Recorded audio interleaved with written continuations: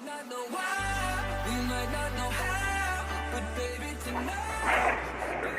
Fala pessoal, aqui é o professor Caju. Vamos para mais uma resolução da Unirv Goianésia 2019/1 e ela diz o seguinte: o gráfico a seguir mostra como a componente x da velocidade de uma caixa de 4 kg varia em função do tempo em uma superfície sem atrito, na qual foi desenhado um sistema cartesiano XY.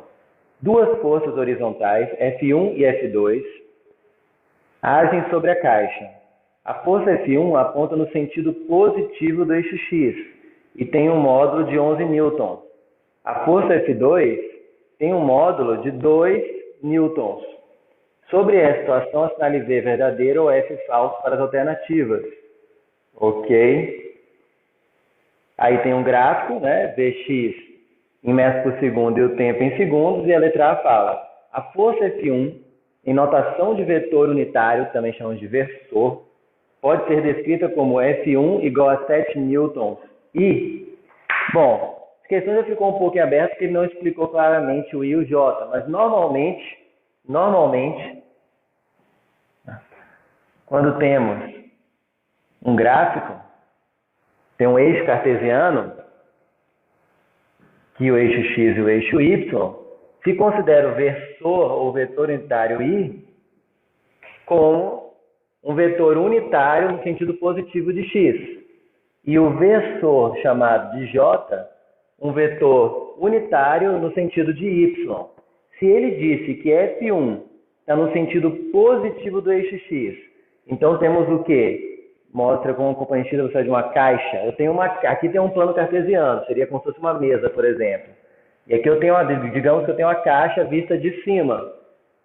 Então, ele já está me dizendo que a força F1 é no sentido, ele diz aqui, força F1 aponta no sentido positivo do eixo x e tem módulo 11. Então, ele está me dizendo que F1 está aqui, ó, 11 newtons, tá? Então, se ele quer em notação de vetor unitário, a forma correta era F1 igual a 11 newtons, parênteses, vetor, ou versor, né? A gente coloca um chapéuzinho, versor, e o I indicando que está no sentido positivo do eixo X. Portanto, a letra A é falsa. O gabarito da Unirv diz que é verdadeiro e que eu saiba o gabarito definitivo. Eu não concordo, tá? Então, para mim, tinha que ser 11 newtons. Talvez tenha sido um erro de digitação. Bom, me corrijam se eu estiver errado, podem comentar, podem mandar mensagem para mim. Mas eu não vejo como das 7 newtons I. Tinha que ser 11 newtons I. Então, contrariando o gabarito que a Unirv divulgou, dizendo que é verdadeiro, para mim a letra A é falsa. Okay? A letra B é a mesma coisa. Força F1 em notação de vetor unitário pode ser descrita como 7 newtons I mais 7 newtons J. Se ela fosse na diagonal aqui e tivesse uma componente J, 7I e 7J, ele ia dar uma diagonal aqui no meio, que não é o caso. Ele falou que F1 é horizontal, então ela é 11 newtons I. Então, automaticamente, respondendo a letra A, eu já concluo também que a letra B é falsa. Ok? A letra B foi dada como falsa mesmo, pelo gabarito oficial. C. O ângulo entre os vetores F1 e F2 é de 30 e a D. O ângulo entre os vetores F1 e F2 é de 60.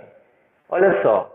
Ele falou que as forças são horizontais, porque eu estou olhando aqui de cima, a outra força deve estar em outro sentido. A gente não sabe qual, vai estar em algum outro sentido.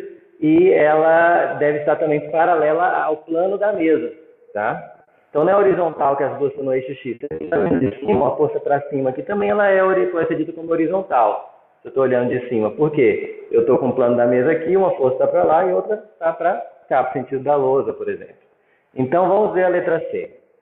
Para eu saber qual é o ângulo entre o F1 e o F2, onde quer que ela esteja, eu tenho que primeiro achar o quê? A aceleração do corpo. E para isso eu tenho um gráfico, e eu vou colocar ele aqui, de velocidade pelo tempo. Se eu achar a variação da velocidade pelo tempo, eu encontro o quê? A aceleração. A aceleração é ΔV sobre ΔT.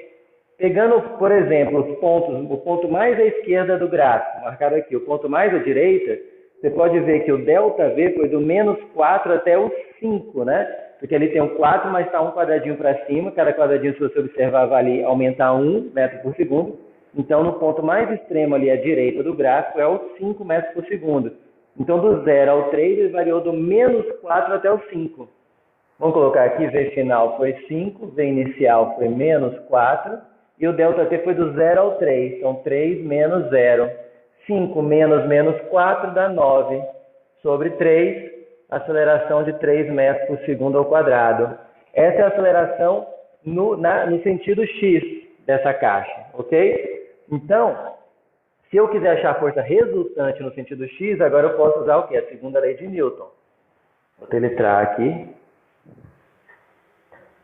Aqui é a letra C. Ok. A força resultante é massa de aceleração. Aqui eu estou pensando na força resultante no eixo X. Eu vou usar a massa, que é 4. A aceleração, que é 3. Aceleração no eixo X, né, que foi o que eu encontrei, vai dar 12 newtons. Vai dar 12 newtons. Certo?